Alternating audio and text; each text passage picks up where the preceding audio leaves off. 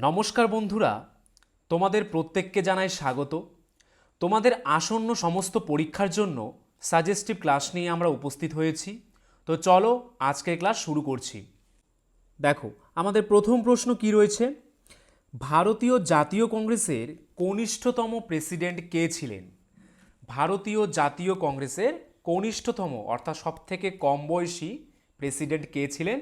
অ্যান্সারটি হয়ে যাবে অপশন সি, আবুল কালাম আজাদ। কী হবে অ্যান্সারটি? আবুল কালাম আজাদ। এবার লক্ষ্য করো, জাতীয় কংগ্রেসের বিভিন্ন অধিবেশন এবং তাদের সভাপতি কে ছিলেন। 1885 বোম্বে অধিবেশনের সভাপতি কে ছিলেন? ডব্লিউ.সি. ব্যানার্জি। 1886 সালের কলকাতা অধিবেশনের সভাপতি কে ছিলেন? দাদাভাই নওরোজি। 1887 সালের মাদ্রাজ অধিবেশনের সভাপতি কে ছিলেন? সৈয়দ বদরুদ্দিন তৈয়বাজি। সৈয়দ বদরুদ্দিন তৈয়বাজি ছিলেন জাতীয় কংগ্রেসের প্রথম মুসলিম সভাপতি। 1888 সালের এলাহাবাদ অধিবেশনের সভাপতি কে ছিলেন? জর্জ ইউয়েল। 1889 সালের বোম্বে অধিবেশনের সভাপতি কে ছিলেন? Sir William Wedderburn. 1890 সালের কলকাতা অধিবেশনের সভাপতি কে ছিলেন? ফিরোজ শাহ মেহতা। 1891 সালের নাগপুর অধিবেশনের সভাপতি কে ছিলেন? পি আনন্দ চালু। 1892 সালের এলাহাবাদ অধিবেশনের সভাপতি কে ছিলেন? ডব্লিউ.সি. ব্যানার্জি। 1893 সালের লাহোর অধিবেশনের সভাপতি কে ছিলেন? দাদাভাই নওরোজি। 1923 সালে দিল্লিতে অনুষ্ঠিত ভারতীয় জাতীয় কংগ্রেসের বিশেষ অধিবেশনে মৌলানা আবুল কালাম আজাদকে সভাপতি করা হয়। তিনি ভারতীয় জাতীয় কংগ্রেসের সভাপতির পদে অধিষ্ঠিত সর্বকনিষ্ঠ ব্যক্তি অর্থাৎ 35 বছর বয়সী ছিলেন। আবুল কালাম আজাদ 1940 থেকে 1946 সাল টানা 6 বছর ভারতীয় জাতীয় কংগ্রেসের সভাপতি ছিলেন। সর্দার বল্লভভাই প্যাটেলের জন্মবার্ষিকী স্মরণে 31শে অক্টোবর জাতীয় ঐক্য দিবস পালিত হয়। তারপর দেখো কি রয়েছে। এছাড়াও বিশ্বের উচ্চতম মূর্তি স্ট্যাচু অফ ইউনিটি 31শে অক্টোবর 2018 সালে তাকে উৎসর্গ করা হয়েছিল, যা প্রায় 182 মিটার। 31শে অক্টোবর রাষ্ট্রীয় একতা দিবস নামেও পরিচিত। সর্দার প্যাটেল 1875 সালের 31শে অক্টোবর গুজরাটে জন্মগ্রহণ করেন। তিনি ভারতের প্রথম স্বরাষ্ট্রমন্ত্রী এবং উপপ্রধানমন্ত্রী ছিলেন। Waiting for visa autobiographical notes বইটি রচয়িতা কে? B R. Ambedkar. A bunch of old letters বইটি রচয়িতা কে? Jawaharlal Nehru. Riddles in Hinduism কার লেখা এটি? এটি কিন্তু বি.আর. আম্বেদকরের লেখা। ভারতীয় সংবিধানের কোন অনুচ্ছেদে রাষ্ট্রপতির শাসন জারির কথা বলা হয়েছে? ভারতীয় সংবিধানের কোন অনুচ্ছেদে রাষ্ট্রপতির শাসন জারির কথা বলা হয়েছে? অ্যান্সারটি হয়ে যাবে 356 নং ধারায় শাসন জারির কথা বলা হয়েছে। তারপর দেখো, ভারতীয় সংবিধানের বিভিন্ন অংশ এবং সেগুলি কোন দেশ থেকে নেওয়া হয়েছে। প্রথমে কি রয়েছে দেখো, অস্ট্রেলিয়া থেকে কি কি নেওয়া হয়েছে? যুগ্ম তালিকা, প্রস্তাবনা, যৌথ অধিবেশন, এগুলি কিন্তু অস্ট্রেলিয়া থেকে নেওয়া হয়েছে। জার্মানি থেকে কি নেওয়া হয়েছে? জরুরি অবস্থা, জরুরি অবস্থা চলাকালীন মৌলিক অধিকার রদ। জাপানের কাছ থেকে কি নেওয়া হয়েছে? সুপ্রিম কোর্টের কার্য পরিচালনার নিয়মাবলী। কানাডা থেকে কি নেওয়া হয়েছে? যুক্তরাষ্ট্রীয় ব্যবস্থা, শক্তিশালী কেন্দ্রের উপস্থিতি। সোভিয়েত রাশিয়া থেকে কি নেওয়া হয়েছে? মৌলিক কর্তব্য, পঞ্চবার্ষিকী পরিকল্পনা ও ন্যায় বিচার। আয়ারল্যান্ড থেকে কি কি নেওয়া হয়েছে দেখো, রাজ্যসভায় রাষ্ট্রপতি দ্বারা মনোনীত সদস্য, রাষ্ট্রপতির নির্বাচন পদ্ধতি, রাষ্ট্র পরিচালনার নির্দেশমূলক নীতি। পরবর্তী প্রশ্ন, পুতুল নাচের ইতিকথা কার রচনা? পুতুল নাচের ইতিকথা কার রচনা? অ্যান্সারটি হয়ে যাবে অপশন বি, মানিক বন্দ্যোপাধ্যায়ের লেখা। পলাশির যুদ্ধ কার লেখা? নবীনচন্দ্র সেনের লেখা। রাজা যায় রাজা আসে কার লেখা? আবুল হাসানের। প্রথমা গ্রন্থটি কার লেখা? প্রেমেন্দ্র মিত্রের। চিন্তা তরঙ্গিনী কার লেখা? হেমচন্দ্র বন্দ্যোপাধ্যায়ের। স্বপ্নপ্রয়াণ কার লেখা? দ্বিজেন্দ্রনাথ ঠাকুরের। বেনু ও বীণা, সবিতা, কুহু ও কেকা, খুব বিখ্যাত গল্প, কুহু ও কেকা কার লেখা? সত্যেন্দ্রনাথ দত্তের লেখা। আলো ও ছায়া, দীপ ও ধূপ কার লেখা? কামিনী রায়ের লেখা। মরীচিকা, মরুশিখা ও মরু মায়া কার লেখা? যতীন্দ্রনাথ সেনগুপ্তের লেখা। মানবদেহে সবচেয়ে কঠিন অংশ কোনটি? মানবদেহের সবচেয়ে কঠিন অংশ কোনটি? অ্যান্সারটি হয়ে যাবে অপশন বি, এনামেল। দাঁতের এনামেল হচ্ছে মানবদেহের সবচেয়ে কঠিন অংশ। মানুষের দেহে কঠিনতম অংশ হল এনামেল। এনামেল মানুষের দাঁতে অবস্থিত। এটি দাঁতের বাইরের শক্ত আবরণ, যা ক্যালসিয়াম ও ফসফেট দ্বারা গঠিত। আলেকজান্ডার যখন ভারতে আক্রমণ করেছিলেন তখন মগধের রাজা কে ছিলেন? আলেকজান্ডার যখন ভারতে আক্রমণ করেছিলেন তখন মগধের রাজা কে ছিলেন? অ্যান্সারটি হয়ে যাবে অপশন এ, ধননন্দ তখন মগধের রাজা ছিলেন। নন্দ রাজবংশ খ্রিস্টপূর্ব 345 থেকে 321 অবধি উত্তর ভারতের মগধ শাসন করেছিল। এটি মহাপদ্মনন্দ প্রতিষ্ঠা করেছিলেন, যিনি উগ্রসেনা অর্থাৎ এক বিশাল বাহিনীর অধিপতি হিসেবে পরিচিত। তিনি কুরু, কলিঙ্গ এবং কাশীর মতো অনেক রাজ্যকে পরাজিত করেছিলেন। তিনি পুরাণে সমস্ত ক্ষত্রিয় ধ্বংসকারী হিসেবেও বর্ণিত হয়েছেন। পুরাণে তাকে মহাপদ্ম একরাট অর্থাৎ একমাত্র সম্রাট বলা হয়েছে। তিনি শিশুনাগের সময়কার সমস্ত রাজবংশকে পরাজিত করেছিলেন। তাকে প্রায়শই ভারতীয় ইতিহাসের প্রথম সাম্রাজ্য নির্মাতা হিসেবে বর্ণনা করা হয়। মহাপদ্মনন্দকে দ্বিতীয় পরশুরাম উপাধি দেওয়া হয়েছিল। মহাপদ্মনন্দের 8 পুত্র তার স্থলাভিষিক্ত হন। সর্বশেষ ছিলেন কে? ধননন্দ।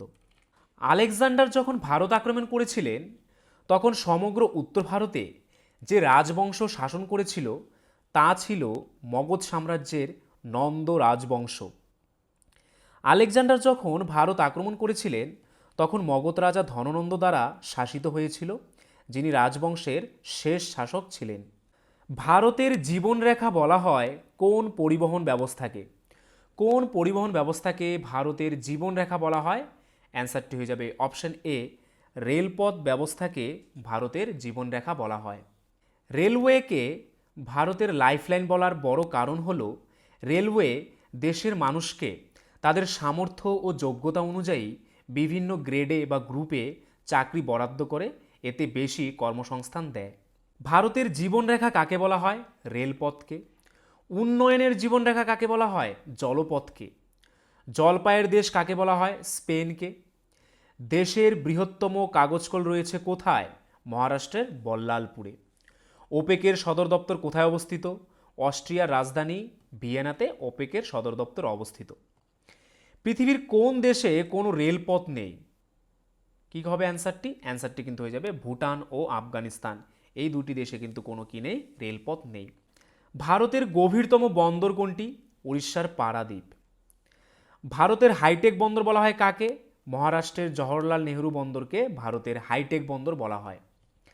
ভারতের একটি নদী বন্দরের নাম কি? কলকাতা বন্দর। ভারতের দীর্ঘতম খালপথ কোনটি? তামিলনাড়ুর বাকিংহাম হচ্ছে ভারতের দীর্ঘতম খালপথ। পরবর্তী প্রশ্ন, আখ গাছ হলো এক ধরনের লতা, বৃক্ষ, গুল্ম নাকি ঘাস? কী হবে অ্যান্সারটি? অ্যান্সারটি হয়ে যাবে অপশন ডি, আখ গাছ হলো এক ধরনের ঘাস। কী হবে অ্যান্সারটি? Option D. গুল্ম আকারের ছোট স্থায়ী কাণ্ডবিশিষ্ট দীর্ঘজীবী এবং গোড়ায় বা মাটির কাছ থেকে শাখায়িত গাছ। প্রাকৃতিক বন বা বসতি অঞ্চলের জমিতে গুল্মভূমি প্রধান আচ্ছাদন। এগুলির অধিকাংশই অত্যন্ত সহিষ্ণু ও সব ধরনের মাটিতে জন্মে। অনেকগুলি গুল্ম গুরুত্বপূর্ণ ফল ও ফুল যোগায়। বৃক্ষের সাথে এর প্রধান পার্থক্য হল এর একাধিক কাণ্ড হয়ে থাকে এবং বৃক্ষের চেয়ে উচ্চতায় ছোট। এর উচ্চতা 6 থেকে 10 মিটার বা 20 থেকে 33 ফুট কম হয়ে থাকে। ছোট গুলগুলো 2 মিটার বা 6.6 ফুট লম্বা হয়ে থাকে, যা উপগুল্ম নামেও পরিচিত। বাংলার কোন বিখ্যাত কবির মৃত্যু হয় ট্রাম দুর্ঘটনায়? বাংলার কোন বিখ্যাত কবির মৃত্যু হয় ট্রাম দুর্ঘটনায়? অ্যান্সারটি কিন্তু হয়ে যাবে অপশন ডি, জীবনানন্দ দাশ। জীবনানন্দ দাশের মৃত্যু কিন্তু ট্রাম দুর্ঘটনায় হয়। জীবনানন্দ দাশ 1954 সালের 14 অক্টোবর কলকাতায় এক ট্রাম দুর্ঘটনায় আহত হন এবং 22 অক্টোবর মৃত্যুবরণ করেন। বিশ্বের সর্ববৃহৎ নাগরিক সভা হল? বিশ্বের সর্ববৃহৎ নাগরিক সভা কোনটি? অ্যান্সার হয়ে যাবে অপশন এ, সাধারণ সভা। সাধারণ সভা হচ্ছে বিশ্বের সর্ববৃহৎ নাগরিক সভা। ইউএনওর সনদের ৯ নং ধারা অনুযায়ী ইউএনওর সমস্ত সদস্য রাষ্ট্র নিয়ে সাধারণ সভা গঠিত। বিশ্ব মানবের আইনসভা এই সাধারণ সভা বিশ্বের প্রতিটি প্রান্তের মানবজাতির নানা সমস্যার, নানা ভাবনার কণ্ঠস্বর ধ্বনিত হয় এবং প্রতিফলিত হয় এই সাধারণ সভার মধ্যে দিয়ে। সাধারণ সভাকে গেটেল বিশ্বের নাগরিক সভা বলে অভিহিত করেছেন। প্রাণীকোষে উপস্থিত কোষ বিভাজনে সহায়ককারী কোষীয় অঙ্গাণুটির নাম কি? প্রাণীকোষে উপস্থিত কোষ বিভাজনে সহায়তাকারী বা সহায়ককারী কোষীয় অঙ্গাণুটির নাম কি? অ্যান্সারটি হয়ে যাবে অপশন ডি, সেন্ট্রোজোম। নর্মদা বাঁচাও আন্দোলনের নেত্রী ছিলেন কে? কে নর্মদা বাঁচাও আন্দোলনের নেত্রী ছিলেন? অ্যান্সারটি হয়ে যাবে অপশন ডি, মেধা পাটকর। মেধা পাটকর ছিলেন নর্মদা বাঁচাও আন্দোলনের একজন উল্লেখযোগ্য নেত্রী। মেধা পাটকর হলেন একজন ভারতীয় কর্মী এবং নর্মদা বাঁচাও আন্দোলন এনবিএ এর অন্যতম উদ্যোক্তা। আন্দোলনটি 1980-র দশকের শেষের দিকে বিশাল বাঁধ প্রকল্পের বিরুদ্ধে জনগণকে সংগঠিত করেছে। বিপর্যয়কর নর্মদা উপত্যকা বাঁধ প্রকল্পটি তার বিশাল পরিবেশগত ও সামাজিক প্রভাবের জন্য টেকসই উন্নয়নের প্রতীক। সুন্দরবনকে নিম্নলিখিত কোন বৈশিষ্ট্যের জন্য ওয়ার্ল্ড হেরিটেজ সাইট নামে নথিভুক্ত করা হয়েছে? সুন্দরবনকে নিম্নলিখিত কোন বৈশিষ্ট্যের জন্য ওয়ার্ল্ড হেরিটেজ সাইট নামে নথিভুক্ত করা হয়েছে? অ্যান্সারটি হয়ে যাবে অপশন সি, ম্যানগ্রোভ বনভূমির জন্য। আয়তনের সুন্দরবন বিশ্বের বৃহত্তম বদ্বীপ, দীর্ঘতম লবণাক্ত জলাভূমি এবং জীববৈচিত্র্যে সমৃদ্ধ একটি অতি গুরুত্বপূর্ণ ইকোসিস্টেম।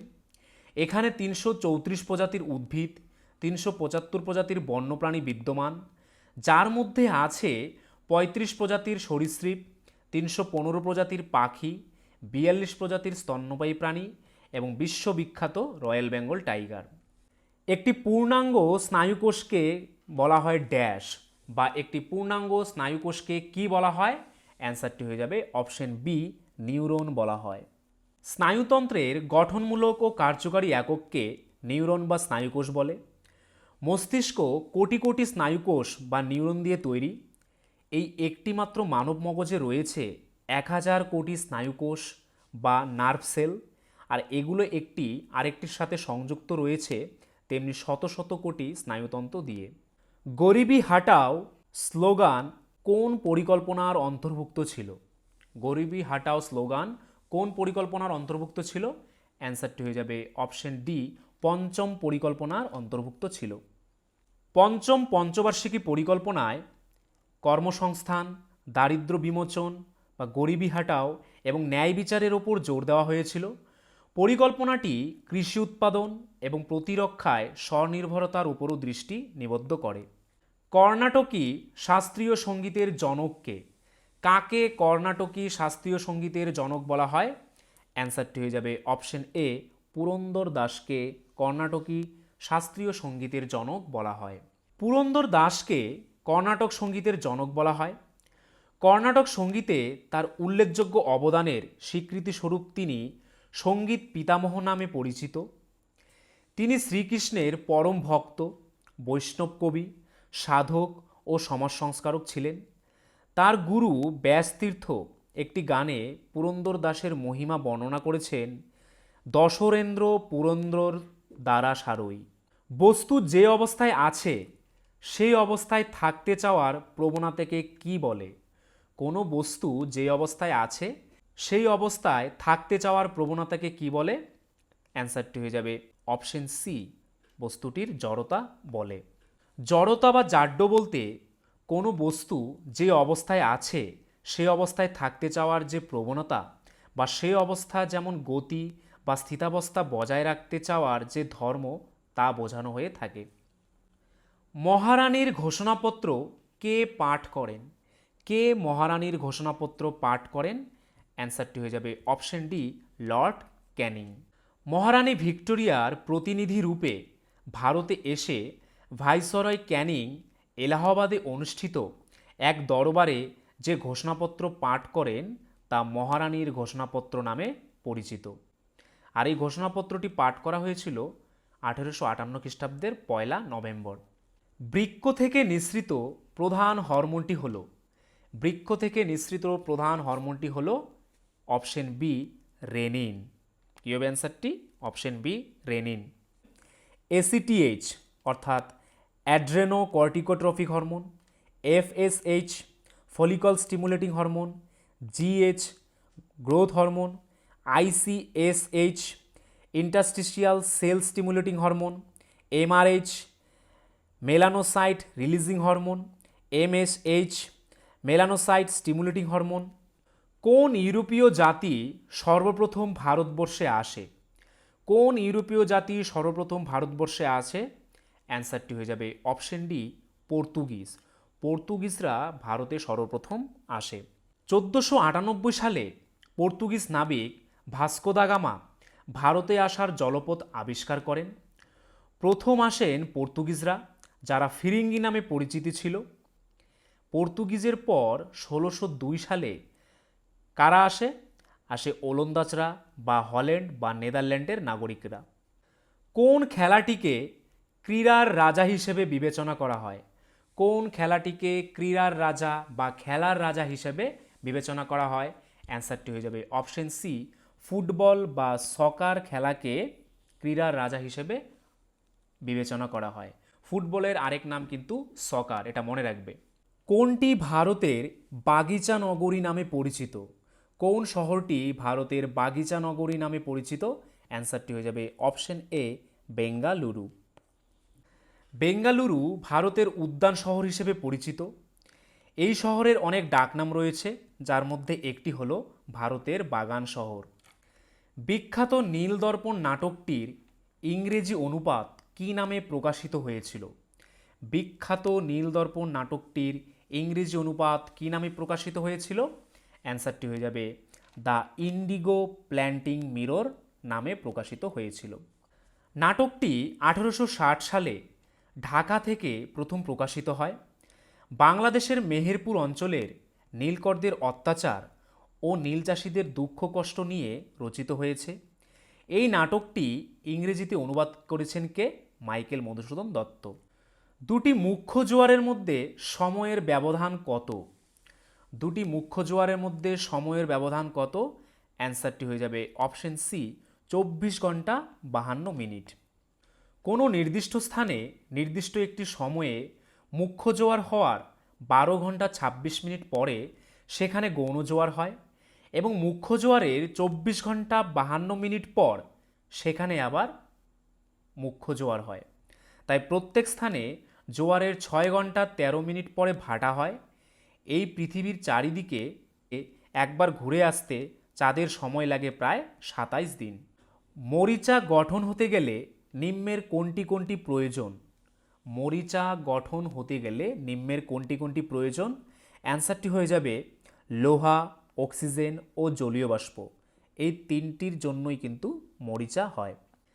জ্ঞান অর্জনের আগে মহাবীরের নাম কি ছিল? জ্ঞান অর্জনের আগে মহাবীরের কি নাম ছিল? অ্যান্সারটি হয়ে যাবে অপশন এ বর্ধমান।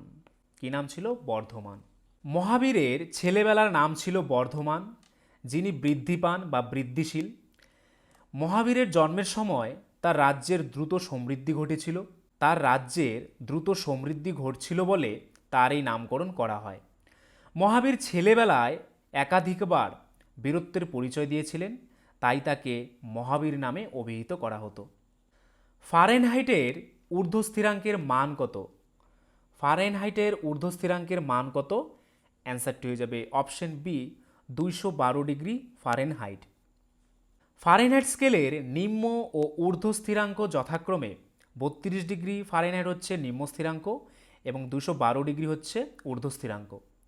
কারণ জল 32 ডিগ্রি ফারেনহাইট উষ্ণতায় বরফ হয় এবং 212 ডিগ্রি ফারেনহাইট উষ্ণতায় বাষ্প হয়।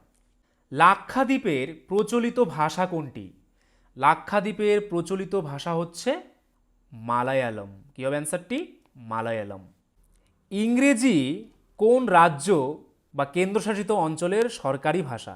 ইংরেজি ভাষাটি কোন রাজ্য বা কেন্দ্রশাসিত অঞ্চলের সরকারি ভাষা? দেখো কি কি রয়েছে: গোয়া, পডুচেরি, নাগাল্যান্ড ও ত্রিপুরা। এই 4টি রাজ্যের সরকারি ভাষা হচ্ছে কি ইংরেজি। কান পুরস্কার কোন ক্ষেত্রে শ্রেষ্ঠত্বের জন্য দেওয়া হয়? কান পুরস্কার কোন ক্ষেত্রে শ্রেষ্ঠত্বের জন্য দেওয়া হয়? অ্যান্সারটি হয়ে যাবে অপশন এ, ছায়াছবি বা চলচ্চিত্রে শ্রেষ্ঠত্বের জন্য কান পুরস্কার দেওয়া হয়। কান পুরস্কারটি প্রথম 1946 সালে অনুষ্ঠিত হয়েছিল এবং তখন থেকে এটি চলচ্চিত্র শিল্পের অন্যতম গুরুত্বপূর্ণ ঘটনা হয়ে উঠেছে। উৎসবটি প্রতি বছর মে মাসে অনুষ্ঠিত হয় এবং 2 সপ্তাহ ধরে চলে। কান পুরস্কার বিভিন্ন বিভাগে শ্রেষ্ঠত্বকে স্বীকৃতি দেয়, যেমন সেরা চলচ্চিত্র, সেরা পরিচালক, সেরা অভিনেতা, সেরা অভিনেত্রী এবং আরও অনেক কিছু। ভারতের সংবিধানের ব্যাখ্যাকর্তা হলেন বা কাকে ভারতীয় সংবিধানের ব্যাখ্যাকর্তা বলা হয়? অ্যান্সারটি হয়ে যাবে অপশন সি, সুপ্রিম কোর্ট। কী হবে অ্যান্সারটি? Supreme court.